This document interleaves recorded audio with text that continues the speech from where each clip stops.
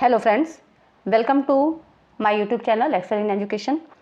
Friends, आज के इस वीडियो में हम लोग बात करेंगे नेट पेपर फर्स्ट की तैयारी करने के लिए हम लोग रिसर्च एप्टीट्यूड को यहाँ पढ़ रहे हैं।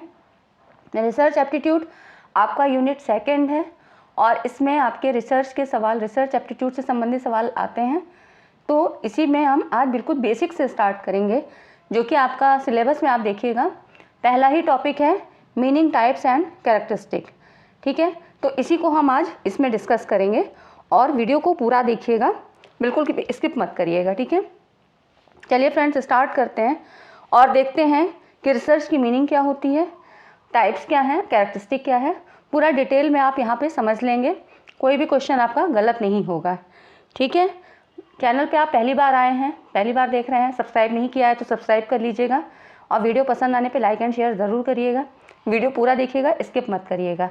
ठीक है, और टेलीग्राम चैनल को भी ज्वाइन कर लीजिए, क्योंकि वहाँ पर इम्पॉर्टेंट कंटेंट मैं टेलीग्राम चैनल पे ही दूंगी, चाहे वो प्रीवियस ईयर के क्वेश्चन पेपर हों, कोई नोट्स हों, इस तरह से संबंधित जो भी चीज़ें हैं नेट पेपर फर्स्ट के लिए। और सेकेंड पेपर आपका एजुकेशन का है, तो मेरा सब्जेक्ट एजुकेशन है, तो उससे संबंधित जो भी मटेरियल है मैं वहाँ पे प्रोवाइड करूँगी। ठीक है, तो आप लोग टेलीग्राम चैनल को ज्वाइन करिए। चलिए फ्रेंड्स, हम लोग देखते हैं सबसे पहले, क्योंकि रिसर्च की मीनिंग जानते हैं, आपके सिलेबस में भी है मीनिंग क्या है। और देखिए क्वेश्चन तो सब जगह से बनते हैं, चाहे वो टाइप से हो, चाहे स्टेप से हो या प्रोसीजर हो, कुछ भी हो। ठीक है, यहाँ पर देखिए रिसर्च की मीनिंग क्या होती है। तो अंग्रेजी में अनुसंधान होता है, शोध होता है, और इंग्लिश में रिसर्च है। रिसर्च री प्लस सर्च है ना, तो रिसर्च का मतलब हो रिसर्च। सर्च मतलब जैसे सभी लोग जानते हैं खोजना, और री का अर्थ होता है बार बार, है ना, तो बार बार खोजना। मीनिंग क्या हुआ कि शोध की प्रक्रिया में मतलब ये प्रकट करता है कि शोधकर्ता किसी भी तथ्य को बार बार देखता है, जिससे उसके संबंध में डाटा को कलेक्ट करता है और फिर एनालिसिस के आधार पे निष्कर्ष निकालता है। मतलब कोई चीज़ जैसे कि एक बार सर्च हो चुकी है, लेकिन फिर उसमें कुछ कमियां पाई जाती हैं, कुछ लगता है कि इसमें नया कुछ इनोवेशन होना चाहिए, तभी फिर क्या होता है, कोई एक नई प्रॉब्लम आती है और फिर जब प्रॉब्लम होगी तभी उसके आधार पर शोध प्रक्रिया होगी और ये रिसर्च प्रोसेस के अंतर्गत आती है। ठीक है, तो यही इसीलिए रिसर्च क्या प्रोसेस होता है, रिसर्च की जाती है कि नई समस्या आई आपके सामने, जब कोई प्रॉब्लम होगी तभी हम रिसर्च की तरफ सोचेंगे और फिर उसका हम एनालिसिस करते हैं, फैक्ट्स इकट्ठा करते हैं, एनालिसिस करते हैं, फिर जाके तब जो है विभिन्न प्रोसेस से होते हुए हम रिजल्ट पे पहुंचते हैं। तो अनुसंधान क्या हुआ, रिसर्च प्रोसेस की बात करें तो सुनियोजित ढंग से सूचनाओं को संकलित करने, उनका विश्लेषण करके नवीन तथ्यों, ठीक है, अब जो रिजल्ट आएगा वो नवीन तथ्यों पर आधारित होगा और सिद्धांतों की खोज करने का कार्य अनुसंधान प्रक्रिया के अंतर्गत आता है। मतलब अगर अनुसंधान शब्द की बात करें तो अनुसंधान शब्द का प्रयोग क्या है, किसी संशोधन या वस्तु की खोज के लिए नहीं किया जाता है। ये उस क्रिया और प्रक्रिया को दर्शाता है जिसमें अनेक प्रकार के तथ्यों का कलेक्शन होता है और इसी आधार पर कई इस तरह से और भी बेसिक इसके जो है आधार होते हैं, अनेक आधार पर ये व्यापक निष्कर्ष निकाला जाता है और इसी को रिसर्च प्रोसेस में शामिल किया जाता है। तो एक तरह से ये प्रोसेस है। ठीक है, आगे हम देखते हैं कुक एक मनोवैज्ञानिक थे। इन्होंने यहाँ पर निम्नलिखित अवयवों का एक संक्षिप्त रूप दिया रिसर्च के आधार पे। जो रिसर्च शब्द है आपका आर से मतलब है रेशनल वे ऑफ थिंकिंग, विचार करने का तर्क संगत ढंग। ई मतलब एक्सपर्ट, ठीक है, SRESEARCH है ना, तो एस का मतलब हुआ search and solution, E exact शुद्धता के साथ, ए एनालिसिस विश्लेषण करते हैं, आर रिलेशनशिप ऑफ फैक्ट्स तथ्यों का संबंध, सी है क्रिटिकल ऑब्जर्वेशन या इसी को केयरफुल प्लानिंग या कंस्ट्रक्टिव एटीट्यूड, कंडेंस जनरलाइजेशन, इस तरह से अन्य नामों से भी सी को डिफाइन किया गया है। एच मतलब होता है ऑनेस्टी एंड हार्ड वर्क। ये सारी चीज़ें मिलके एक रिसर्च प्रोसेस को बनाती हैं। ये सारे इतने सारे फैक्टर्स में होते हैं। ठीक है, तो ये तो इन्होंने अपने हिसाब से दिया था। आगे हम देखते हैं अनुसंधान की जो प्रक्रिया है वो क्या होती है, तार्किक प्रक्रिया है।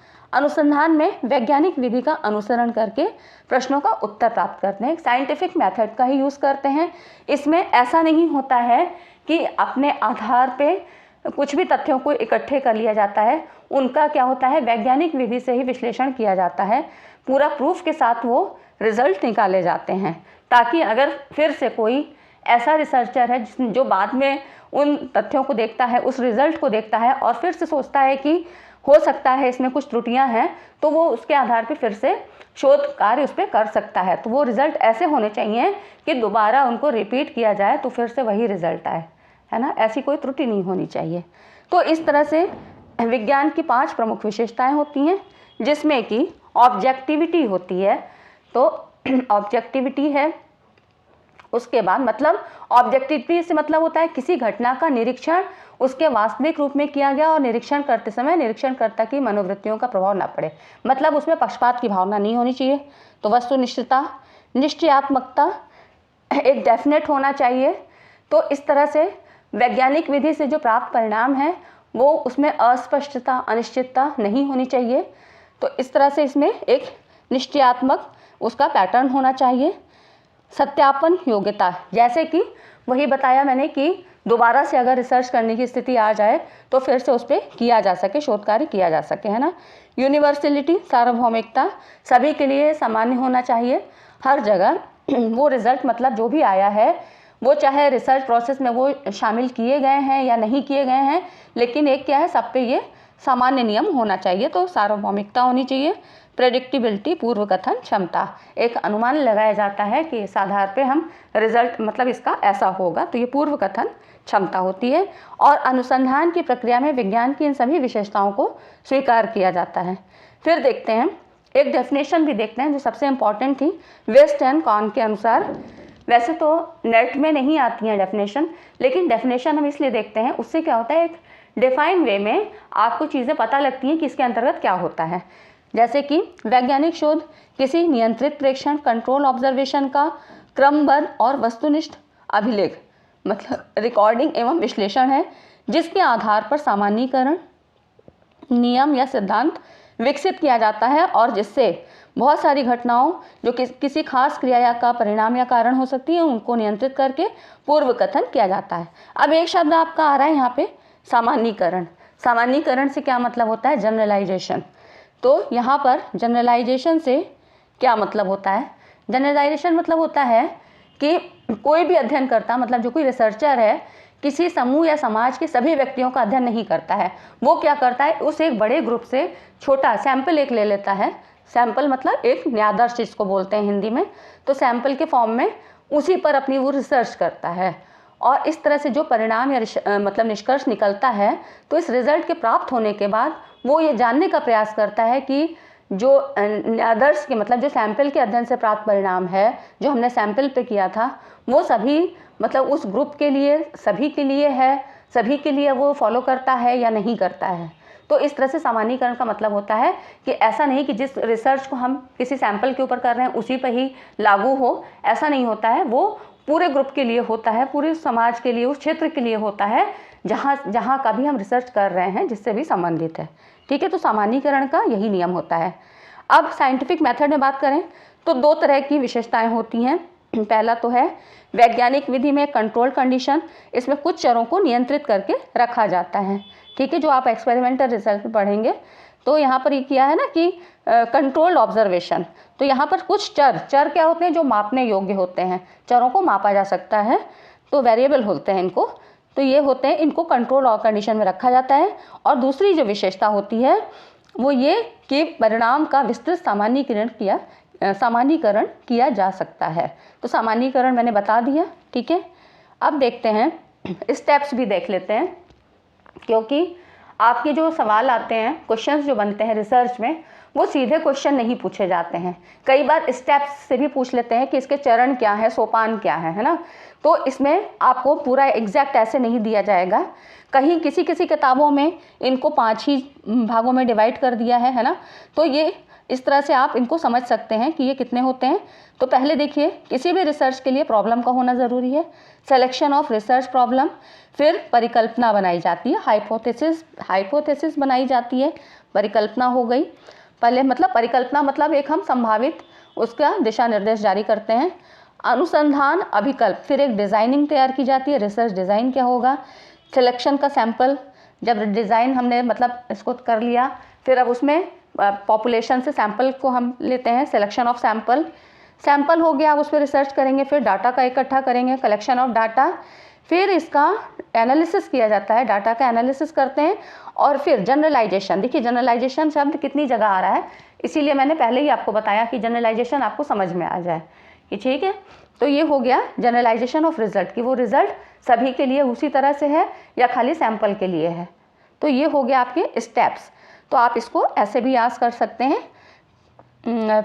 पी, ठीक है, PHDSCA और G, ठीक है। तो ये हो गया PhD ऐसे याद रहेगा, और इधर S, फिर CAG, इस तरह से याद कर सकते हैं।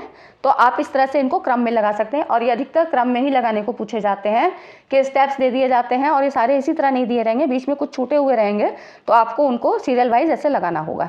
तो याद रहेगा PhDSCAG, ऐसे इनको सिंपल फॉर्म में करके आप याद कर सकते हैं। P problem, H hypothesis, D designing of research, S sample हो गया, C कलेक्शन हो गया, A एनालिसिस हो गया, और G जनरलाइजेशन।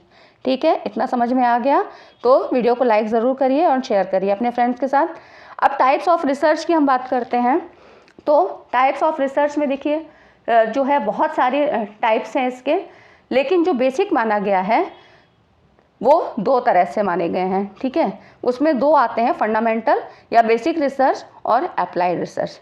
अब टाइप्स मतलब क्या होता है, किसी भी समस्या के समाधान अथवा प्रश्न का उत्तर जानने के दो कारण होते हैं। एक होता है बौद्धिक, इंटेलेक्चुअल, और दूसरा है व्यवहारिक। बौद्धिक मतलब मनुष्य की जिज्ञासा की प्रकृति तथा ज्ञानार्जन से प्राप्त संतुष्टि की भावना। जैसे कि रिसर्च क्यों आप करते हैं, कि कुछ जानने की इच्छा हो, या फिर उसको हम व्यवहारिक रूप से कि ज्ञान प्राप्त करके अन्य कार्यों को अधिक कुशलतापूर्वक कर सकें। तो व्यवहारिक कारण तो ये हो गया, और बौद्धिक कारण में मतलब ज्ञान प्राप्त करना और अधिक संतुष्टि की भावना। जैसे सर्च तो एक बार हुई, लेकिन अब उसमें और नया कुछ किया जाए, नई और प्रॉब्लम क्या आई है उसका समाधान किया जाए। तो यही हो गया बौद्धिक कारण और व्यवहारिक कारण। इन दो कारणों से ही रिसर्च की जाती है। तो इसके आधार पर अनुसंधानों को दो वर्गों में विभक्त किया गया, फंडामेंटल और बेसिक रिसर्च और एप्लाइड रिसर्च। अब फंडामेंटल या मूलभूत अनुसंधान या मौलिक अनुसंधान या मूल शोध, किसी भी नाम से इनको जान सकते हैं। इसमें क्या होता है, तो मूल शोध क्या है, वैसे शोध को कहते हैं जिसमें शोधकर्ता जो रिसर्चर है, इसका एम क्या होता है, किसी क्षेत्र में एक सिद्धांत विकसित करना, मतलब इस तरह का इसका उद्देश्य होता है। इस तरह के शोध में वो कुछ व्यक्तियों का सिलेक्शन निष्पक्ष भाव से करता है और उसके व्यवहारों को ऑब्जर्व करता है, फिर एक निश्चित सामान्यीकरण करता है। ठीक है, तो यहाँ पर वो इस तरह से अपना ऑब्जर्वेशन लेता है। इसमें वो बिल्कुल भी ये चिंता नहीं करता है कि इससे जो रिजल्ट मिला है, निष्कर्ष मिला है, वो किसी क्षेत्र की व्यवहारिक समस्या के समाधान में मतलब मदद करेगा या नहीं करेगा। उसको खाली जितने ग्रुप के लिए उसने किया है उसी के लिए वो रिजल्ट अप्लाई होगा। ठीक है, तो ये हो गया बेसिक रिसर्च या फंडामेंटल रिसर्च। अब अप्लाइड रिसर्च की बात करें तो इसमें क्या होता है कि जो रिसर्चर है एक सैंपल का चयन करता है। पॉपुलेशन मतलब जो बड़ा समूह है, जनसंख्या इसको बोलते हैं हिंदी में, जीव संख्या, जनसंख्या कुछ भी बोल सकते हैं, पॉपुलेशन, और उसी से सैंपल आदमी लेता है। जैसे कि जब आप चावल पकाते हैं तो क्या है, बड़े भगोने में पका रहे हैं ना, अब पक गया है या नहीं तो हम क्या करते हैं, एक चम्मच से उठा के 2-4 दाने को चेक करते हैं। तो वही हुआ, जो बड़ा भगोना है वो पॉपुलेशन हो गया, और जो छोटा मतलब उससे थोड़ा सा हमने निकाला सैंपल। ब्लड आप टेस्ट कराने जाते हैं तो क्या है, सैंपल देते हैं ना, तो वही चीज़ है कि उससे छोटा सा भाग लेके हमने उसको टेस्ट कर लिया। तो इस तरह से यहाँ पर क्या करता है, जब अप्लाइड रिसर्च में वो सैंपल का चयन करता है और शोध के लिए व्यक्तियों का निष्पक्ष चयन करता है। अब इस आधार पर जो मतलब रिजल्ट निकलता है तो पॉपुलेशन के बारे में एक अनुमान लगाता है। अब इससे मतलब जो इसमें जो जांच से मतलब जो अनुमान लगाया उसने, जो रिजल्ट मिला, तो इसमें इस थ्योरेटिकल कॉन्सेप्ट की जांच वो वास्तविक समस्या समाधान में करता है। और यहाँ पर वो ये देखता है कि जो प्राप्त निष्कर्ष है वो संबंधित क्षेत्र की वास्तविक समस्या का समाधान किस हद तक करता है। तो यहाँ पर जो मतलब व्यवहारिक समस्या में इसको अप्लाई किया जाता है। तो ये हो गया अप्लाइड रिसर्च, है ना। तो यही अंतर है फंडामेंटल और अप्लाइड रिसर्च में, कि दोनों के क्षेत्र विशेष से फ़र्क होता है। तो जितने भी एजुकेशनल रिसर्च हैं, चाहे समाज के क्षेत्र में जो भी रिसर्च होती है, मतलब समाज मनोविज्ञान या इंडस्ट्रियल रिसर्च की जो बात करें तो यहाँ पर सब क्या है, अप्लाइड रिसर्च के फॉर्म में ये होती हैं। तो ये हो गया आपके टाइप्स ऑफ रिसर्च।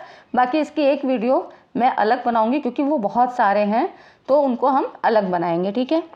अब आगे देखते हैं कैरेक्टरिस्टिक ऑफ नेचर, मतलब कैरेक्टरिस्टिक और नेचर ऑफ साइंटिफिक रिसर्च। तो यहाँ पर इसकी विशेषताएं क्या है या प्रकृति क्या होती है, रिसर्च की, साइंटिफिक रिसर्च की प्रकृति क्या होती है, इसका नेचर क्या होता है। यहाँ से क्वेश्चन आपके बनते हैं, किस में बनेंगे, कथन और निष्कर्ष वाले में। जो आपके क्वेश्चंस आते हैं ना कथन निष्कर्ष में, उसमें ये क्वेश्चन यहाँ से पूछे जाते हैं। तो कैरेक्टरिस्टिक आपको पता होनी चाहिए। इसमें क्या होता है, वैज्ञानिक शोध में किसी समस्या के समाधान का एक वस्तुनिष्ठ एवं क्रमबद्ध प्रयास किया जाता है। अब वस्तुनिष्ठ और मतलब वस्तुनिष्ठ से मतलब होता है कि कोई भी चीज़ है उसमें निरीक्षण वास्तविक रूप में किया गया हो।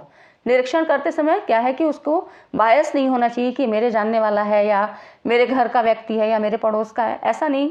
रिसर्चर को मतलब ऐसा नहीं होना चाहिए, एकदम ऑब्जेक्टिविटी क्लियर होनी चाहिए और सिस्टमेटिक वे में होना चाहिए।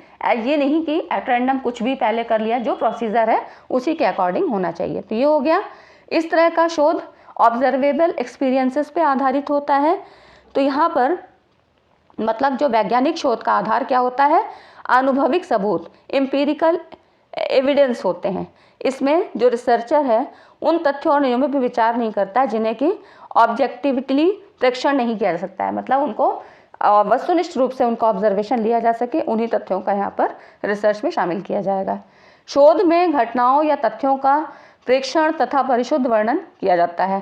एक्यूरेट डिस्क्रिप्शन होना चाहिए। तो शोधकर्ता मतलब ऐसा रिसर्च में ऐसी प्रोसेस को अपनाएगा जो कि विश्वसनीय और वैध होंगे। ऐसे टेस्ट का उपयोग करेगा और डाटा का मतलब कलेक्शन करेगा, डेटा कलेक्शन करेगा। फिर कुछ उसमें क्या होती हैं, कुछ मैथमेटिकल मतलब सांख्यिकी विश्लेषण, स्टैटिस्टिकल एनालिसिस करके फिर रिजल्ट निकाला जाता है। ये आप सांख्यिकी विश्लेषण आप आगे पढ़ेंगे। उसमें कुछ तरह के टेस्ट होते हैं, टी टेस्ट, एफ टेस्ट, इस तरह से जेट टेस्ट, तो काफ़ी तरह के टेस्ट होते हैं, उनको भी अप्लाई किया जाता है। तो वही है सांख्यिकी विश्लेषण। तो यहाँ पर यही कहा गया है कि एक्यूरेट, जो भी रिजल्ट आएगा वो एक्यूरेट होगा। वैज्ञानिक शोध में किसी नियम, सिद्धांत और सामान्यीकरण के विकास पे बल डाला जाता है। सामान्यीकरण को हम पढ़ चुके हैं आगे, ठीक है। अब देखते हैं, अब जो शोध की कार्यविधि क्रमबद्ध, वस्तुनिष्ठ तथा तार्किक होती है। तो यहाँ पर जो शोध करता है वो ये पूरी कोशिश करता है कि प्रोसीजर, जो भी प्रोसेस हो रहा है, इसमें किसी प्रकार का पक्षपात ना हो, कोई पूर्व धारणा आ जाए। तो इसके लिए वो क्या करता है, एक वैज्ञानिक और वस्तुनिष्ठ डिज़ाइन तैयार करता है और इसके आधार पर ही वो वेरिएबल्स की अन्य क्रियाओं का अध्ययन करके एक निश्चित निष्कर्ष पर वहाँ पहुँचने की कोशिश करता है। ये वेरिएबल्स होगा यहाँ पर, ठीक है। अब दूसरा देखते हैं, छठा जो पॉइंट है, शोध में धैर्य की भी ज़रूरत होती है। एक अच्छा जो रिसर्चर होता है वेरिएबल्स का चयन कभी जल्दबाजी में नहीं करता है, सोच समझ के करता है।